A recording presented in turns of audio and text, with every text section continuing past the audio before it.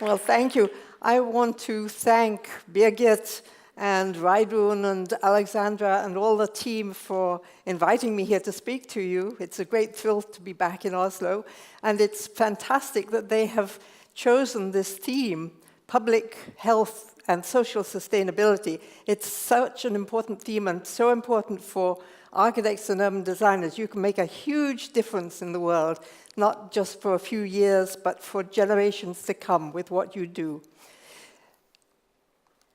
It has been said that the built environment is health policy in concrete, and we need to create the conditions of health. If we make the built environment more healthy as a place to live, we'll be able to make a big impact on the health of its residents. My organization, Making Cities Livable, pays special attention to children.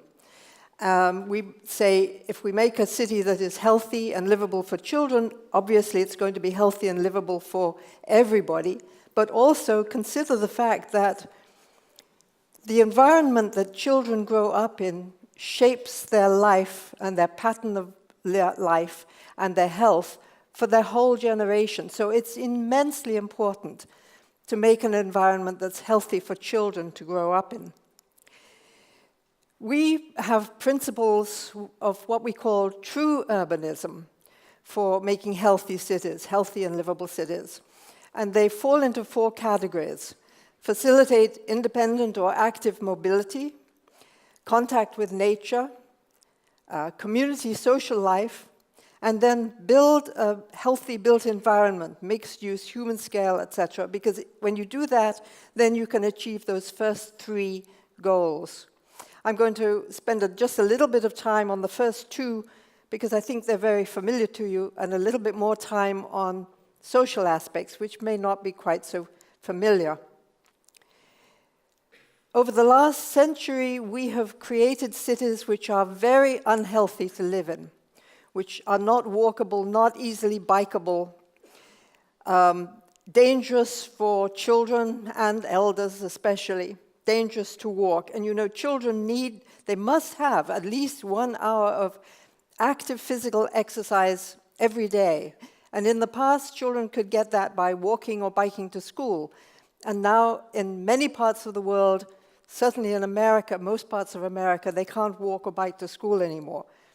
And so we have this worldwide epidemic of obesity, childhood obesity, which is a real scandal. I know you don't have such a problem here in Norway, but if you work anywhere else in the world, you'll see it.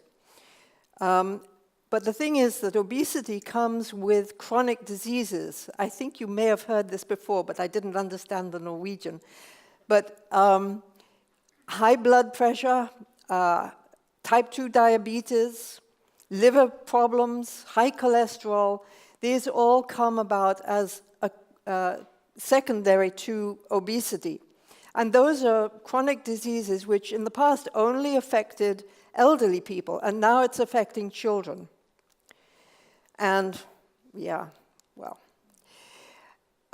So what do we have to do as architects and urban designers? We need to improve and extend public networks, pedestrian networks in cities, so that people can walk everywhere, wherever it's possible, and especially in mixed-use neighborhoods where there's good commercial activity at street level and people living above. That's the ideal environment for pedestrian networks. You may know Freiburg in Germany has one of the best pedestrian networks. The whole of the historic city is pedestrianized. Arterial roads are also really, really dangerous for children especially. If they have a lot of traffic and it's moving too fast and you need to cross from one side of the street to the other, maybe to go to school or to go shopping, you have to do something about slowing the traffic, making it easier to cross. So we need roundabouts and medians and wide crosswalks and wide sidewalks. You know, if you are hit by a car traveling at 45 kilometers per hour, you have only a 27% chance of survival. But if you're hit by a car that's traveling at 30 kilometers per hour, then you have an 87% chance of survival. So it makes a huge difference. We need more Wohnstraße, so traffic goes at only walking speed, and only people who are living there or delivering there can park there, and that way the street becomes really an ideal place for children to play, for social life to happen, for people to walk through that network of Wohnstraße. And we have to promote biking for young and old, especially the two extremes, and therefore we must make bike lanes very safe, buffered from traffic, and also protected from pedestrians, or pedestrians protected from bicycles, perhaps. And of course, we need good public transit, but I don't need to tell you about that. Okay, contact with nature is really important. There are so many studies now, researchers have been looking into all of these things. How can we make the built environment more healthy, and what effect does nature have on life and health and so on?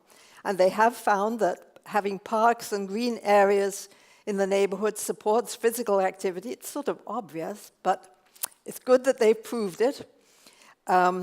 But it's more important to have something that's easily accessible, that's close to where a lot of people are living, even if it's a very small green area, than to have very large parks that are difficult to access. So you can see in the plan there's a thin green strip that runs east-west, and it's got a lot of red on either side of it. That's the housing. So it's really accessible. Whereas the large green park at the top left of that plan doesn't have so much accessibility. So that little green strip is valuable. Studies have shown that play in nature reduces attention deficit disorder and improves concentration. So it's very good for children to have access to green areas for play. And the natural setting encourages social play, protects emotional well-being, and promotes emotional resilience. So all of this is important for adults as well as children, for everybody, to be able to be with other people in nature. A view of nature is important. Even looking out from your window at a tree reduces stress. And they've even found that crime is reduced in apartment blocks that are surrounded by trees as compared with an apartment block that has no green around it. We kind of know all of these things, don't we? I mean, for centuries, there have been spa towns in Europe, and one of the main treatments is walk in the park.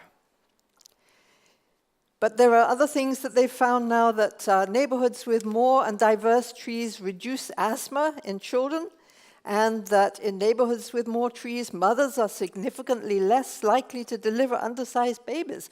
Did you know that? That's interesting.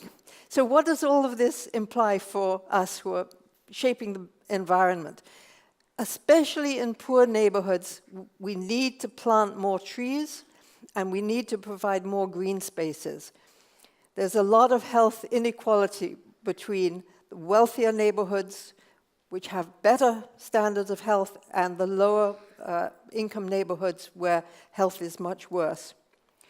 So community gardens are also really valuable for health, not only to be able to eat fresh food, but also to be engaged with other members of the community in growing the food, working together, the socializing.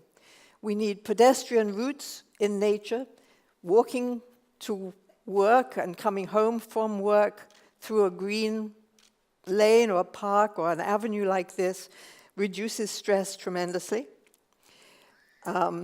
Incidental nature is very important. We need green on the roofs, on balconies, up the walls, across the streets. It's a wonderful way to make the urban environment more healthy and more livable. So social life, community social life. There is a concept called the social immune system. This is a concept developed by researchers in public health and social sciences who have discovered that if you have a strong social network. You have a lot of friends, you see people on a face-to-face basis every day, have conversations. You don't get sick so often. If you get sick, it's not so serious. And you live to a riper old age. That's very significant. So, and about 10 years ago in the Netherlands, researchers saw that public health was declining and also social networks were reducing. And so they called for a governmental program to promote community as a public health issue. This is what architects and urban designers can do. I understand that in Norway, health inequalities are remarkably large and persistent. I'm quoting from one of your documents. Public health strategies that strengthen people's social networks may have considerable potentials for health improvement, particularly for the most disadvantaged. This is, true everywhere, but I was very happy to come across that in one of the Norwegian government documents. Maybe somebody quoted that already to you. Peter Benson has said that it's very important for children to grow up within a web of sustained adult relationships. They need to, even before they can talk, they need to learn how to communicate with new people, with strangers, with people they're introduced to. And they're communicating on a nonverbal level, and that's actually the most important level. Just by facial expression, tone of voice, body language, touch, and that's a very important foundation for understanding how to interact with people for the rest of their life. Sprawl promotes social isolation, both horizontal sprawl and vertical sprawl. I don't know if you've come across this concept, hikikomori. In Japan, they discovered this about 15 years ago, that children and young people were not able to handle the social interaction in their school or university. And they went into their bedroom and they shut the door and they told their parents to leave their meals outside the door.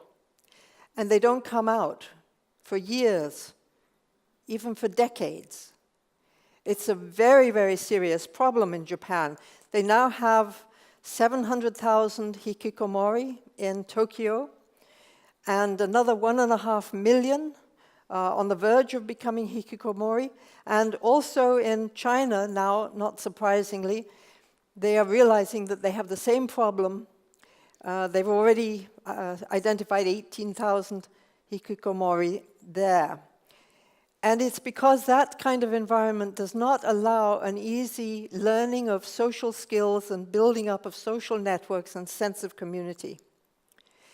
In high-rise buildings, there are 3 groups of people who suffer more from mental illness and physical illness.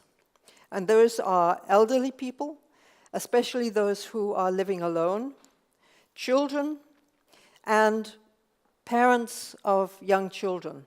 They all experience more stress, more depression, and that can lead to physical illness and for elders, a premature death. So loneliness is really a serious problem for children especially and elders. But a lonely child can become a shy child. It's called social anxiety syndrome in America, and of course it's medicated, which is wonderful for the pharmaceutical industry, not so good for children. But loneliness can lead to depression, and depression, as we know from Durkheim, can, at the very worst extreme, can lead to suicide. So, and life on the screen is no substitute. I mean, children especially need contact and interaction with human beings or with life, nature. If human beings aren't available, nature. Because interaction on the screen is very emotionally unsatisfying, and sometimes it's really toxic. The public realm is the key to solving this issue. There's a big difference between those two public spaces. On the left, you see a lot of people moving through. There's only one small group of teenage girls who are standing talking to each other, and almost everybody is about the same age. On the right, look at the variety of people there, little children, toddlers, teenagers, students, parents, grandparents, working people, not working people, and they're all talking with each other, and people from different backgrounds, different socioeconomic groups are friends and communicating. So the question is, how do we create public spaces like that are really successful in encouraging and facilitating social life and social networking? This is something I have studied for more years than I like to tell you. But this is one of the squares. It's actually in Venice, which we started studying many years ago. And you go there in the afternoon, and you look around, and you see all of these little groups of people. They've come from work, they're going shopping, they're on the way home, and they stop and they talk. And you look around a bit more, and you see, oh, the little tiny children have already learned that pattern of behavior, and they're also having a great time talking with each other and building their social skills and also strengthening the social immune system. Okay, I'm going to skip that. But playful interaction is really a good basis for playful social interaction. Geselligkeit, if you know the term, Georg Simmel's sociability. That's the art of social interaction, and it's cordial, and it makes everybody feel good. So what are the architectural and urban design elements that foster community? First of all, there need to be some places to stay, to linger, to sojourn, not just streets to walk through that encourage movement. And the more entrances and exits there are, the better. That's the square that we studied for many, many years. And there are actually 20 entrances and exits there. There are 4 main ones, and then there are lots of little ones that come from the residential areas. You need a continuous urban fabric that creates enclosure, defines the space, defines the square, and it also provides the density of people living there that you need to frequent the square. You need a mix of uses with commercial or cafes at the ground floor and people living above. And you need it to be human scale. If you imagine that there is an area in the center of that square, and from anywhere in that area you can stand and you can look in any direction, and with your angle of sight, which is about 50 degrees, you can just see a little bit of sky above the buildings. That is a human scale. The total height of human scale buildings, according to Jan Gehl, is 5 or 6 stories. That is the height at which it's still possible to identify somebody, to call to them, to wave to them. You can see the couple leaning over their balcony, calling down to their kids who are playing on the fountain, saying, "Supper's ready, come on home." You need the eyes on the plaza, Jane Jacobs' eyes on the plaza. And a more articulated facade allows more interaction to happen than just a flat facade. So from the balcony to the bay windows, to the porches, to the windows, there are all of these different kinds of interaction that are possible. You need active street facades with as much interaction as possible through the building facade. And you need a sense of place. You know, we all feel better if we're in a beautiful setting, right? To have a backdrop that is a beautiful building makes you feel good.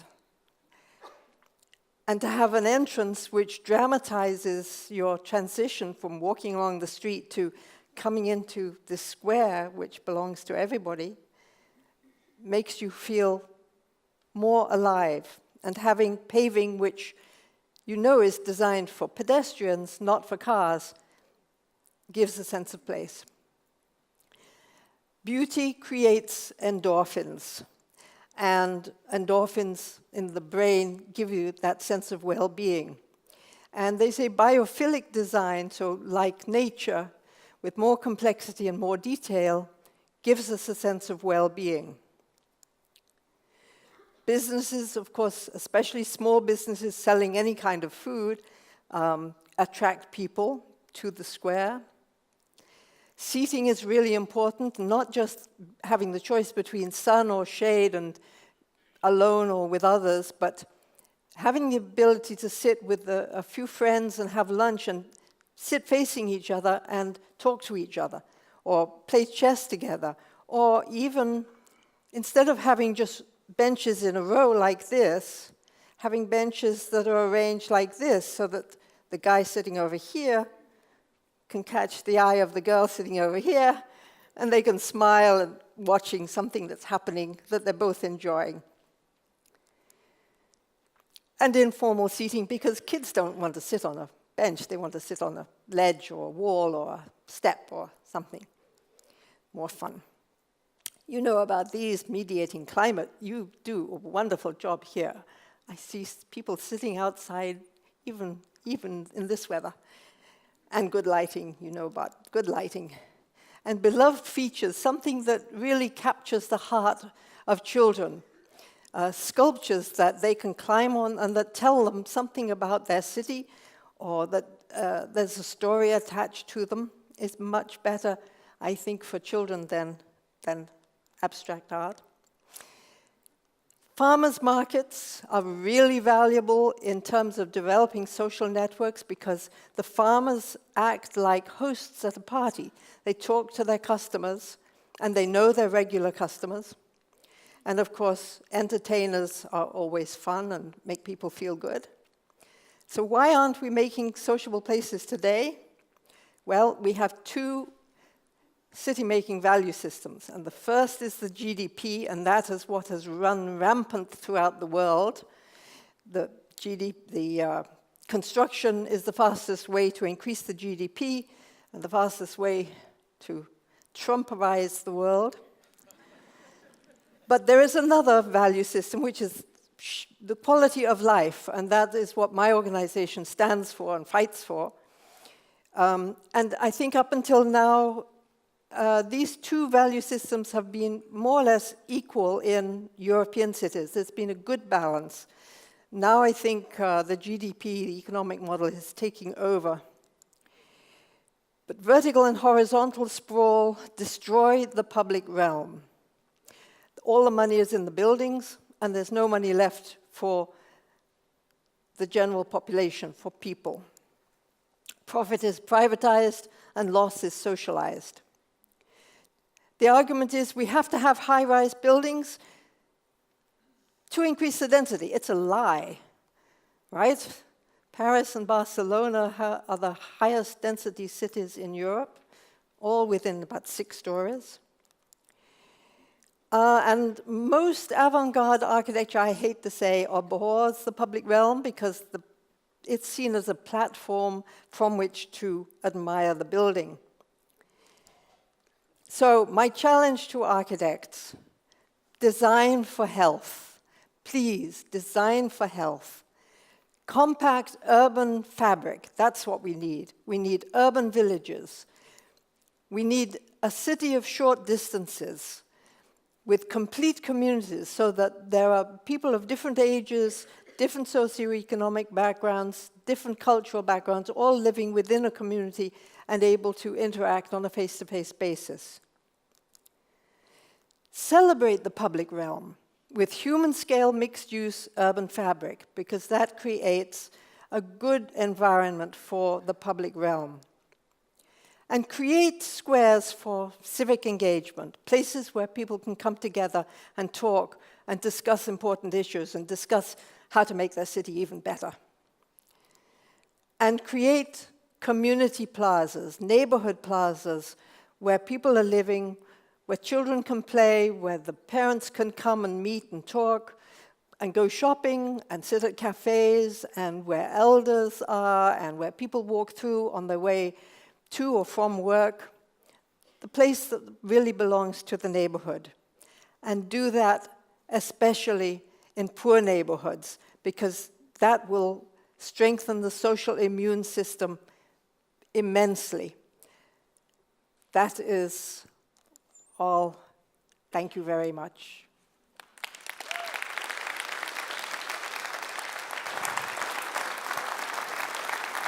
Thank you so much. Thank you.